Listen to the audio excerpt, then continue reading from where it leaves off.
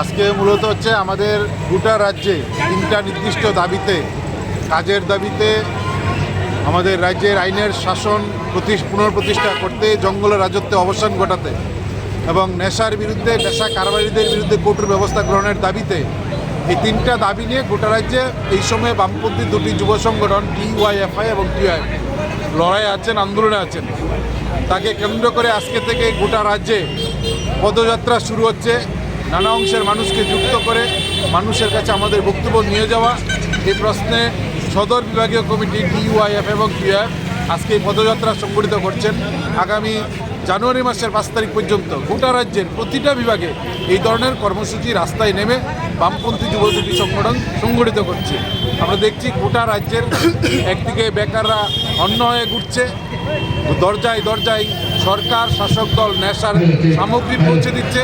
তার সঙ্গে হচ্ছে শিক্ষিত বেকার যুবক যুবতীদের সঙ্গে আমাদের রাজ্যের মহাকরণে বসে মন্ত্রীরা প্রতিদিন প্রতারণা করছেন। একদিকে মহাকরণে বসে এই যে প্রতারণা করছেন তার নিন্দা জানাচ্ছি, এবং রাজ্যের শিক্ষক নেই, শিক্ষক নিয়োগের যে ডিআরবিটি তারাও একটা স্বশাসিত সংস্থা হয়ে বিজেপির লেজুরবৃত্তি করছেন। বিভিন্ন দপ্তরে নিয়োগের বিজ্ঞপ্তি দিচ্ছেন আর বিজ্ঞপ্তি বাতিল করছেন। বেশ কিছু দপ্তর ইন্টারভিউ নিয়েছেন, এখন নিয়োগ করছেন না।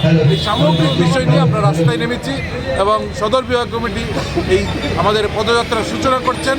আর প্রায় 15 দিন যাবৎ এই পদযাত্রায় গোটা রাজ্যে